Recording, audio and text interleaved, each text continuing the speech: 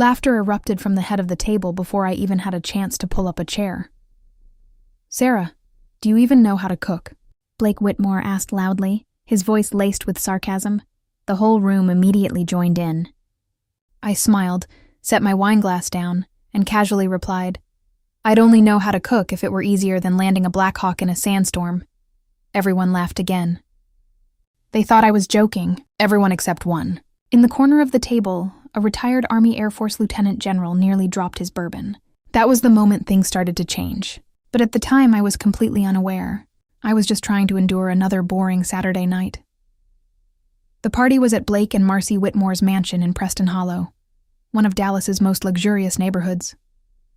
Every entrance looked like a supercar dealership, and the backyards were designed by someone who hated green grass, but was obsessed with gleaming outdoor kitchens. My husband, Greg, especially loved these kinds of parties, and I just endured it. As our SUV turned the curved driveway in front of the house, my right knee began to ache. It had been raining all week, and old injuries always had their own way of predicting the weather. I sat still in the passenger seat for a few seconds before getting out. "Are you okay?" Greg asked. "Just a little stiff." He nodded.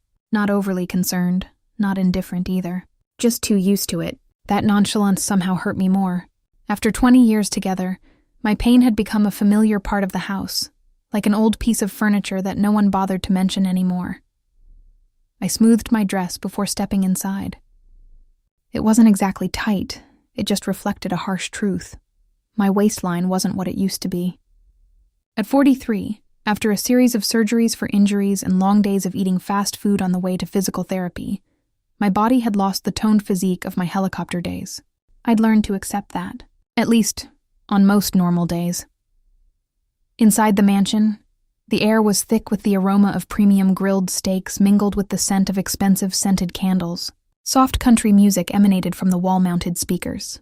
Guests stood in groups, glasses of wine in hand, chatting animatedly about golf scores, property taxes, or the Dallas Cowboys' performance. Still the same old topics. Blake spotted us immediately. "Greg, there you are." The two men shook hands warmly, then Blake glanced at me. Oh, and Sarah, too. It wasn't exactly unfriendly, just a perfunctory glance as if I were an accessory. I smiled politely. A few minutes later, Greg had completely disappeared into the world of commercial roofing contracts. I stood near the kitchen island with the group of wives, or at least that's what everyone called us. The wives, as if we were all cast from the same mold and belonged to the same category. Marcy poured wine and asked in a flat tone, "So what do you do at home these days, Sarah?" There was no malice in her question, just superficial curiosity, the kind of curiosity of someone who assumes the other person's life isn't worth hearing about. Just the usual little chores. "Really?" Marcy nodded casually, then immediately turned to the woman beside her to talk about grandchildren. "I don't have children." That answer usually puts an end to any conversation at parties like this. About an hour later, everyone gathered around the long dining table. The men automatically sat on one side, the women in the remaining chairs. I happened to sit opposite Blake. Next to him was Duke Hollander, a former salesman who always considered himself an expert on any subject after hearing about it for only 30 seconds. Duke had a wide range of opinions on everything, from football, politics, medicine to the military, especially the military. People like Duke always amazed me. The less they knew, the more confident they sounded. As dinner began, the teasing started again. Blake looked at Greg, smiling suggestively. "You're a lucky man." Greg grinned. "I know." Marcy pouted. "It's good that you know." Blake pointed his fork at me. "Hey, Sarah, let me ask you something." I knew exactly what he was up to. "What is it?" I replied. "Do you really know how to cook?" A few giggles rang out. I maintained my polite smile. Blake continued. "I mean, seeing Greg always taking clients to restaurants is usually a bad sign for the kitchen at home." Laughter erupted. I looked at Greg. For a single second. Just 1 second. I waited. I hoped. I thought he would say something in his defense. Or that he would skillfully change the subject. Or at least that he would remind them who his wife really was. But no. He just bowed his head and chuckled softly into his glass of wine. Not loud, not malicious, but just enough to agree. Something choked inside me. Not anger yet, but a feeling of utter disappointment finally finding its place. Blake spread his arms dramatically. "Come on, Sarah. Settle this for us." The entire table turned its gaze expectantly. I took a sip of water, shrugged, and said, "I only know how to cook if it's easier than landing a Blackhawk in a sandstorm." The rhythm of my remark was so perfect that half the people at the table burst out laughing before I could finish. Duke slammed his hand on the table. "That's a good line." Someone repeated my words, and laughter erupted throughout the room. But then, I noticed an odd silence. There was one person who wasn't laughing at all. Lieutenant General Frank Dawson, retired in his 70s, with his snow-white hair and sharp eyes. He was the kind of man who could sit silently for an hour and still exude an overwhelming aura. His bourbon glass hung suspended in midair. His eyes narrowed, staring directly at me. Not the piercing stare of the others, but a direct look at me. My stomach tightened. I recognized that look, the look of recognition. The conversation around us continued. No one noticed, but General Frank's eyes remained fixed on me.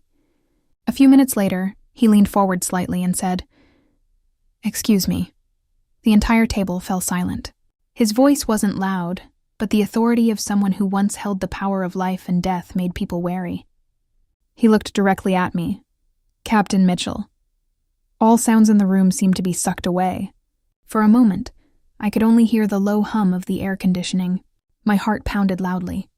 It had been years since anyone had called me by that title. Not doctor, not Mrs. Mitchell, not my dear, but Captain. I glanced at Greg. His face was full of bewilderment. Blake was also stunned. Everyone looked at each other in astonishment, except for General Frank. I managed a slight smile. "I'm no longer a captain, sir."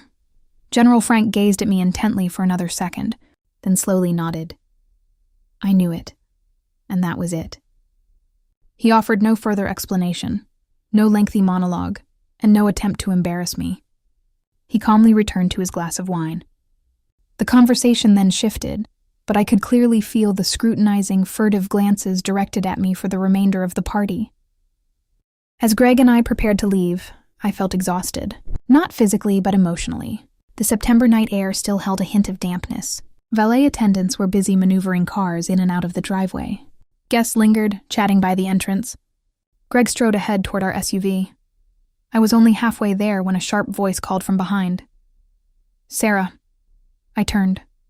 General Frank Dawson stood a few steps away. The garden lights cast long, dappled shadows on the driveway. For a moment, we were both silent. Then he held out a business card. "I'd love to hear from you." I looked down. A simple business card. Name, phone number, nothing else. "General Frank." I hesitated. "Just call me Frank." His expression softened slightly. "Perhaps you don't remember me." "I remember this name." "I know." For a second, he looked as if he wanted to say something more. But then he reached into his pocket, pulled out a pen, and quickly scribbled a few words on the back of the business card before handing it back to me. I looked down.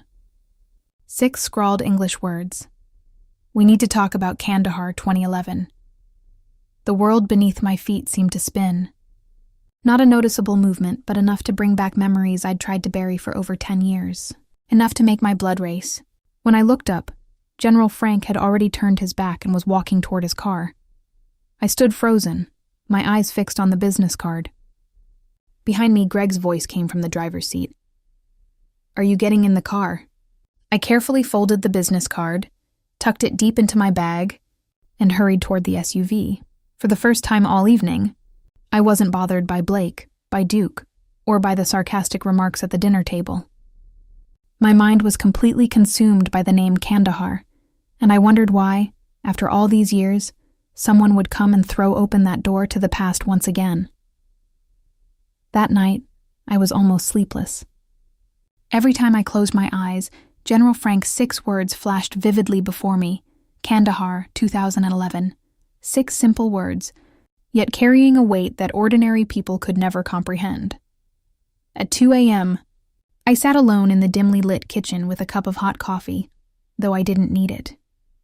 The house was completely silent. Greg had gone to bed an hour earlier. The dishwasher hummed in the corner. The rain beat steadily against the window pane. I rubbed my knees and stared at the card. For years, I've struggled to stop thinking about Afghanistan. Not because I'm ashamed, nor because I'm avoiding anything. It's simply that life goes on, or at least that's how I delude myself. Most veterans I know understand this feeling. You spend years surviving one life, and then suddenly one day, people expect you to immediately build another. That transition is much easier said than done. At some point, the past is no longer mentioned. The photos are relegated to cardboard boxes. The uniforms disappear behind closet doors. People stop asking, and eventually, you stop sharing. There was a rustling sound behind me. Greg shuffled into the kitchen, wearing sweatpants and an old t-shirt. He opened the refrigerator. "Are you okay?" I shrugged. I couldn't sleep. He took a bottle of water. "Still thinking about tonight?" I looked at him. "Which one?" He frowned slightly. "That weird thing with Frank?" I almost burst out laughing. Not because it was funny, but because it was so bitter. Weird. Was that all that was stuck in his head? Not his friends' crude jokes, not the contemptuous atmosphere at the dinner table, not even the way his friends treated me like a lifeless ornament. The only thing he found weird was a retired general recognizing me. "Probably," I answered vaguely. Greg unscrewed the bottle cap. "You knew him before?" "A little. Military matters." "Military matters." He nodded, seemingly satisfied with the answer, then turned and walked towards the bedroom. Halfway down the hallway, he stopped and called out, "But you know Blake was just joking, right?" There, the line I knew would come. An excuse, an explanation, a justification. I stared at the kitchen counter. "Good night, Greg." A few seconds later, the bedroom door slammed shut. I sat there for another hour, completely alone. The irony of being disregarded is that it rarely comes all at once. People imagine a shocking betrayal, a moment of explosive grandeur. But in reality, it happens incredibly slowly. A joke here, an indifference there, a conversation where no one asks your opinion, a story never told. Or as the first rays of dawn broke, I went upstairs. But instead of going to my bedroom, I opened the storage room door. A few minutes later, I pulled out an old dusty plastic box. Inside were photo albums, piles of military papers, flight diaries, fragments of a completely different life. I sat down on the floor and began flipping through the pages. The photos showed me at 22, thin, sunburnt, my face showing the tension of my first day at pilot school. A few pages later, I stood proudly beside a Blackhawk helicopter. Then another photo, and another. Years of memories. Some beautiful, some brutal, but all real. I grew up in Tulsa, Oklahoma.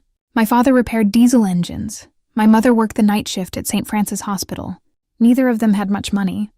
The only thing they had was discipline. Once you're in it, you have to work hard, and once you start, you have to see it through. After the events of September 11th, something changed in me, just as it changed millions of other Americans. I wanted an ideal. I wanted a challenge. I wanted to feel valuable. So I enlisted.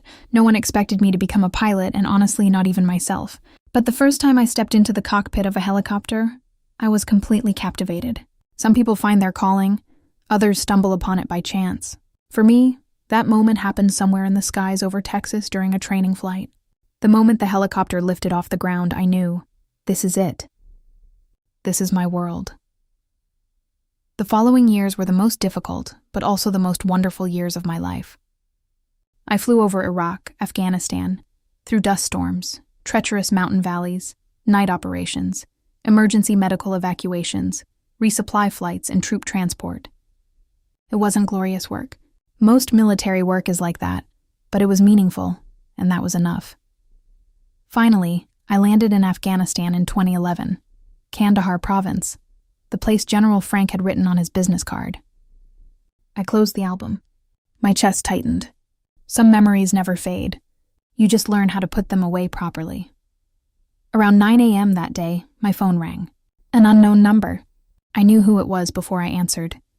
"Hello, Captain Mitchell." "Good morning, General." "Frank? Oh, sorry, Frank." A soft chuckle came from the other end. Are you all right? To be honest, what do you mean? I prefer honesty. I looked out the kitchen window. I'm very confused. That makes sense. A short silence fell between us. Then Frank got straight to the point.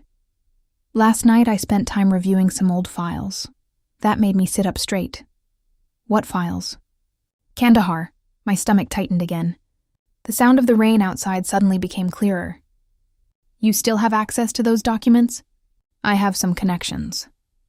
That answer sounded illogical, but coming from his mouth, it was incredibly convincing. Exactly what are you looking for? I asked. The truth? I laughed bitterly. Then you need to be more specific. The operation from that year is being considered for complete declassification. That information immediately caught my attention. What? I thought you already knew. Not at all. Frank sighed. They're reviewing old campaigns from that period, and your battle is one of them. I sat still, trying to process the information I'd just received. For years, no one had mentioned Kandahar. Absolutely not. Not publicly, not privately, not even among veterans. Now suddenly it was being reviewed. Why? Because it's time, Frank continued, as if reading my mind. I've reviewed the post-battle reports. He paused for a moment, then continued. That day, you saved many lives. I closed my eyes tightly. Memories flooded back instantly. The roar of helicopter rotors, swirling dust, constant radio interference, fear, responsibility, and split-second life or death decisions. You didn't have to tell me that. I know. His voice softened. But perhaps someone else needs to hear this. I didn't reply because I knew where this conversation was going, and I wasn't sure if I wanted to continue. Frank continued. Next month, the Veterans Aviation Fund is holding a big event right here in Dallas. I rubbed my forehead. Frank, listen to me. The board wants to honor some veterans involved in recently declassified operations. My heart started pounding. And you're one of them. I stared blankly into the kitchen. The room suddenly felt suffocating. No way. You still... I hadn't told Greg about the phone call. It sounds terrible, but I didn't think much of it at the time. I wasn't being secretive, nor was I planning anything. At least, that's what I was justifying to myself. The truth was much simpler and more stark. I wanted to preserve a single piece of my life that Greg had never touched. Never belittled, never explained up, or tucked away behind his golf tournament photos. So, when General Frank Dawson invited me to a veterans breakfast at the VFW in Fort Worth the following Wednesday, I agreed. Greg thought I was going to physiotherapist. That wasn't exactly a lie. My aching knee that morning was perfectly qualified as a medical activity. The breakfast took place in a low, old brick building along Camp Bowie Avenue, with faded flags outside and a parking lot crammed with pickup trucks.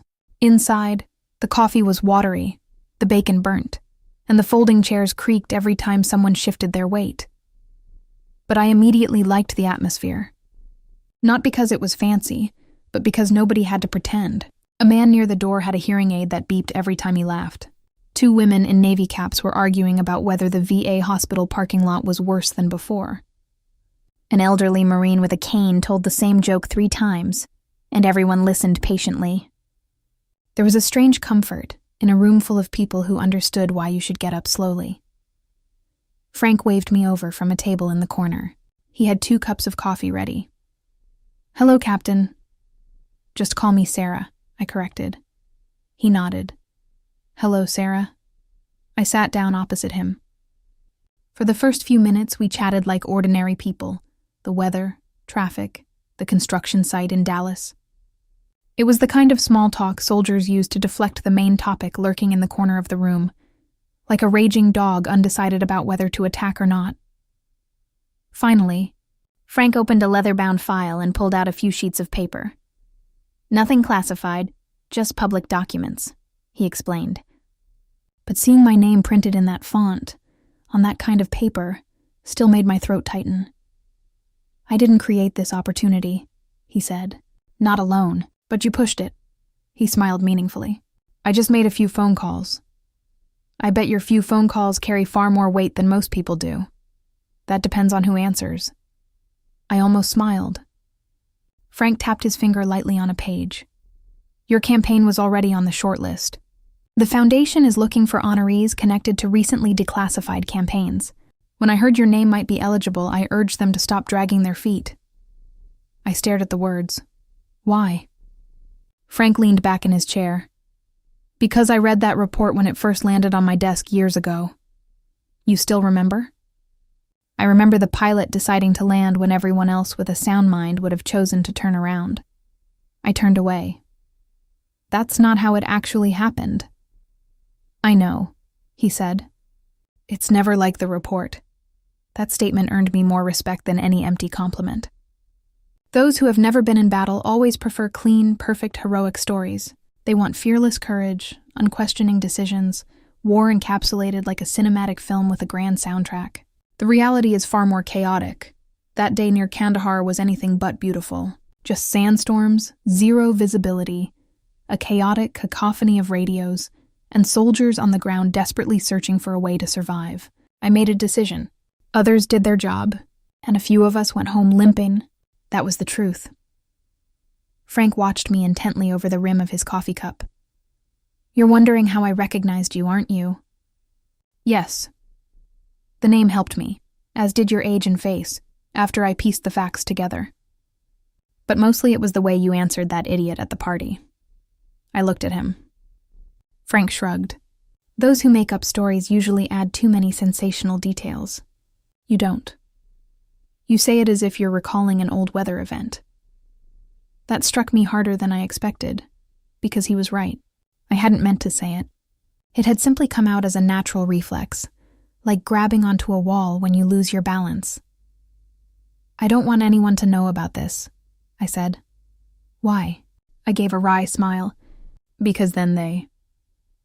After breakfast, I drove back to Dallas with the files on the passenger seat and a strange, heavy feeling in my chest. I should have felt proud, but mostly exposed.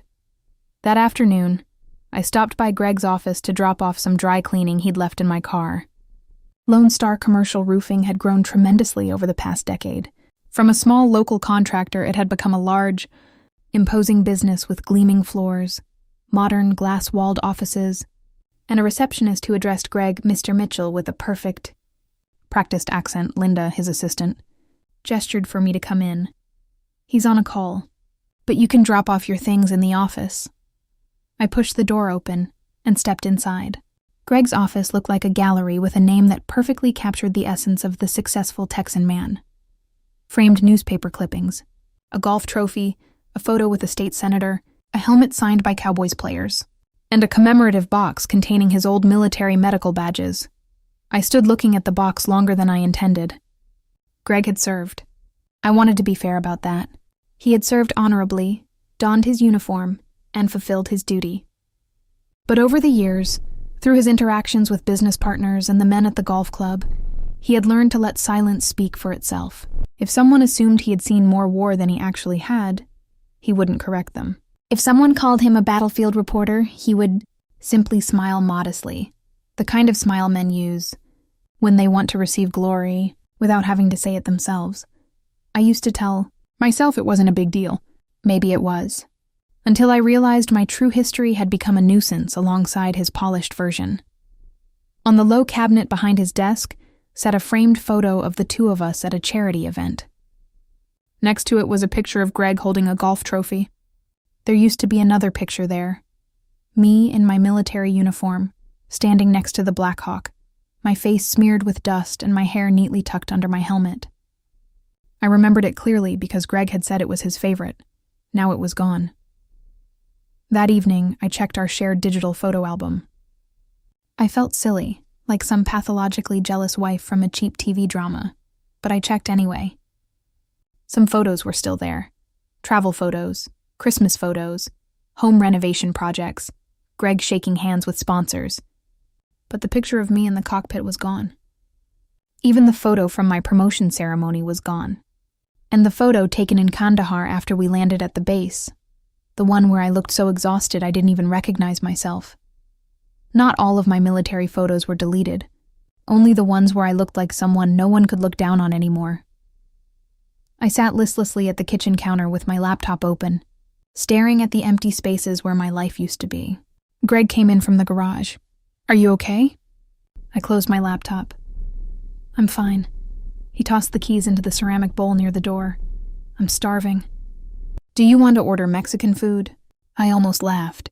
After all this silent erasure, he was asking me what I wanted to eat for dinner. "Sure," I replied. "Manny's. Great. And that's what marriage is like sometimes. It's not always a heated argument. Sometimes it's just a woman sitting at the dinner table and realizing in shock that her husband has been secretly editing and cutting up her life little by little, while casually asking if she wants some fajitas."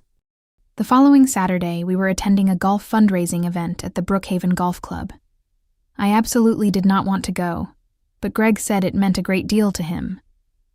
That phrase sent me into countless unpleasant rooms I don't want to remember. Duke Hollander found me standing by the buffet counter, holding a tiny plate with 2 prawns and a wilted slice of cantaloupe. "There you are," he exclaimed. "Our helicopter comedian." I gave a forced smile. "Hi, Duke." He raised his glass of wine toward me. "You know, those Blackhawks are basically flying tanks." "My dear," I looked at him. "They're not tanks." "Well, you know what I mean." "Not exactly," he smirked, completely ignoring the warning in my eyes. "I've seen a whole documentary about those things. Incredible electronic machines. They can almost fly themselves now, right?" I tilted my head, retorting, "Have you ever had to make an emergency landing of a helicopter using auto-rotate in a dusty valley with a tailwind?" Duke blinked, his smile awkward. "Well, I haven't had that kind of experience. They usually hide those details in those brochures." For a brief moment of glorious silence, Duke froze, not knowing where to hide his embarrassed face. Then he burst into an exaggerated laugh to cover his embarrassment and excused himself to get more drinks. I should have felt pleased, but no. I only felt exhausted. There's a kind of humor used for self-defense, and there's a kind of humor that reminds you that self-defense is absolutely essential. 3 days later, an envelope arrived at the house. Thick, cream-colored paper, incredibly formal. The kind of envelopes you only use when you want an event to be exceptionally important. I opened it right there in the kitchen with a fruit knife because I couldn't find an opener. Inside was the official invitation, Annual Honors Ceremony of the Military Aviation Heritage Foundation. Location, Frontiers of Flight Museum, Dallas, Texas. My eyes slid down the page. Guest of honor, Captain Sarah Mitchell. I slowly sat down, staring intently at my own name. Not because I didn't recognize it, quite the opposite. That was the problem. I'd spent too much time living under different titles. Mrs. Mitchell, Greg's wife, aunt, or little sister. That old, outdated title printed on thick paper was like a hand brushing away the dust of time, pulling me back to reality. Then I noticed the list of sponsors printed in the bottom corner. Right on the first line, Lone Star Commercial Roofing Company. Greg's company. I held the invitation with both hands, listening to the silence that enveloped the house. Greg was still completely unaware, and for the first time in years, I decided I wouldn't rush in to protect him from things he himself refused to see.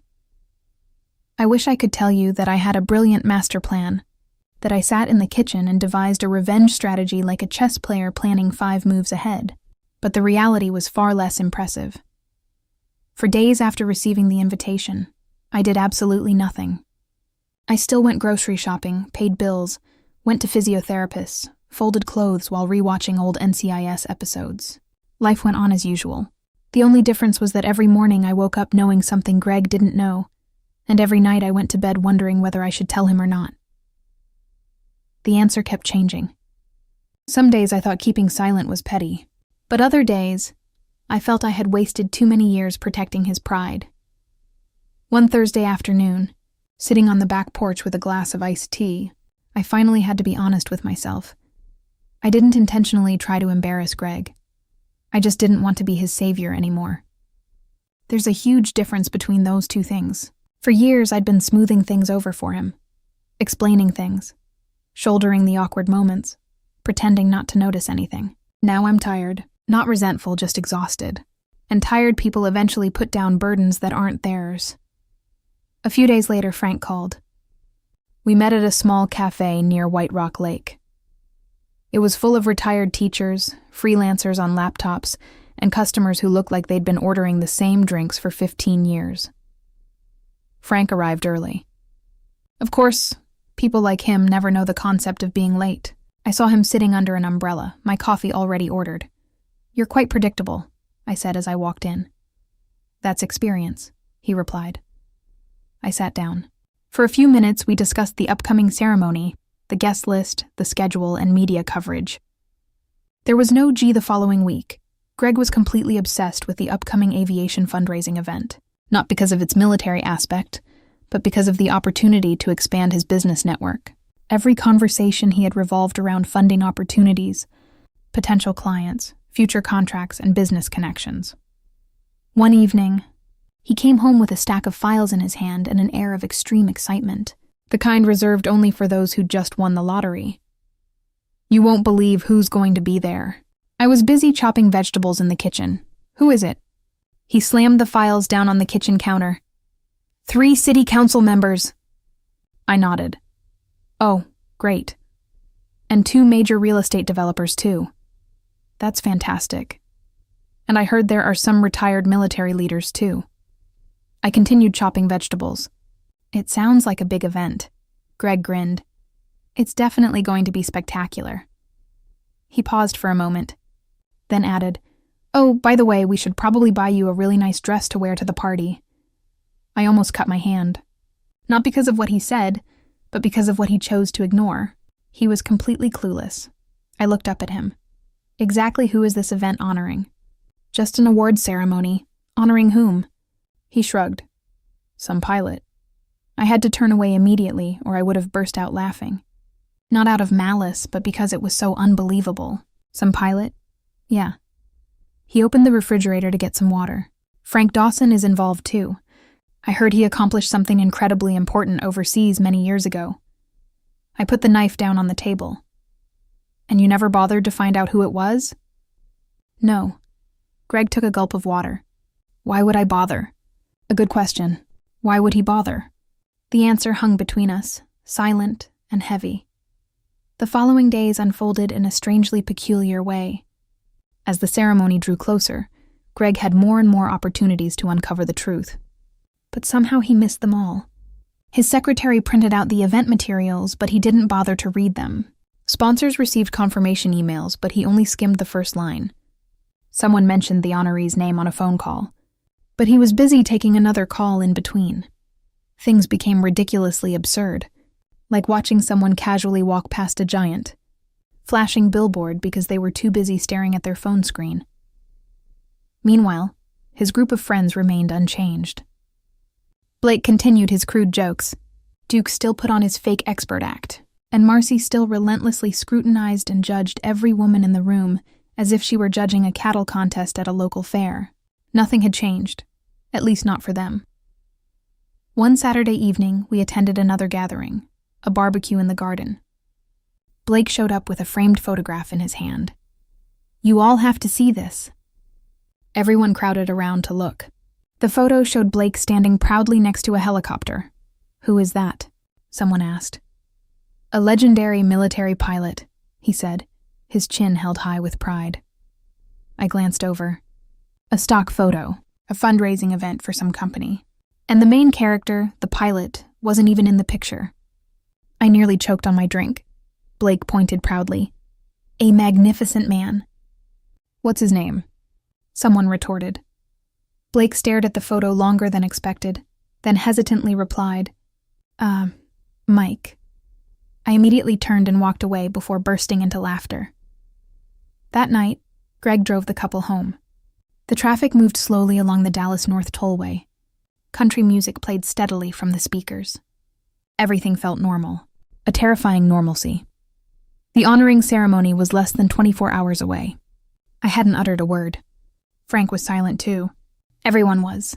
The truth was hurtling toward Greg like a freight train, and this time, I wouldn't stand on the tracks waving a warning flag. The following afternoon, when I stepped out of the dressing room, Greg was completely stunned. He stared intently at my impeccably pressed Navy captain's uniform, the gleaming gold medals neatly arranged on my chest. The coffee cup in his hand trembled. Sarah. What? What is this? Greg's voice faltered, his expression shifting from bewilderment to a vague fear. I gently smoothed my collar, looked him straight in the eye, and smiled as calmly as possible. It's time for the party, darling. Don't let the diamond sponsor be late. That night, in the opulent auditorium of the Frontiers of Flight Museum, as over 500 members of the elite and military rose to their feet, thunderous applause erupted, and the giant LED screen behind the stage lit up brightly. A photograph of a legendary female pilot, erased from the family album, now magnified 1,000-fold, proudly displayed before all the guests. In the VIP seats, the smug masks of Blake, Duke, and Marcy crumbled completely. But all that embarrassment paled in comparison to Greg's. He sat motionless, his eyes reddened as he watched his wife beside him, the woman he had mistaken for a mere housewife, the woman he had deliberately diminished for the past 10 years, walking proudly through the honor guard towards the spotlight. But what Greg never expected, and what even General Frank Dawson hadn't yet revealed, that the Kandahar 2011 campaign, declassified today, was not a closed chapter of the past. The 6 hastily written words on the old general's business card were merely the tip of the iceberg. When the veil of truth about that life-or-death battle is lifted, it will not only restore glory to a captain, but also uncover a horrifying secret capable of bringing down Greg's entire Lone Star empire and exposing a traitor hidden for a decade. And that traitor, ironically, is sitting right here in this room. The lights in the auditorium suddenly went out. The giant LED screen behind the stage abruptly turned a deep blood red, interrupting Greg's thoughts and the stunned atmosphere of the room. Instead of the heroic documentary footage as originally planned, the loudspeakers blared a distorted recording, filled with the roar of helicopter rotors and the deafening sound of gunfire from 15 years ago. A hoarse, panicked male voice boomed over the military radio frequency. "Captain Mitchell!" "Don't land. Coordinates have been leaked from Dallas. There's a mole in headquarters.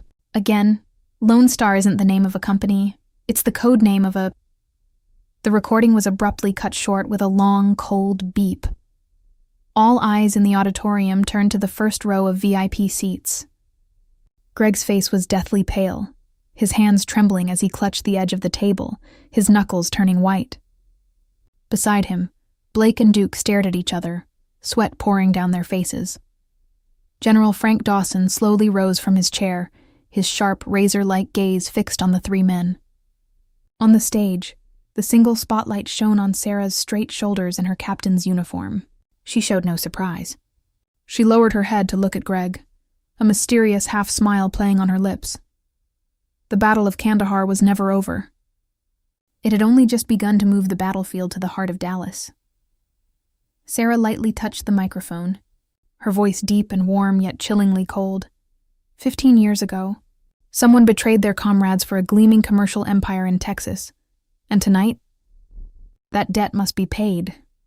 Just then, the large doors of the museum auditorium were flung open.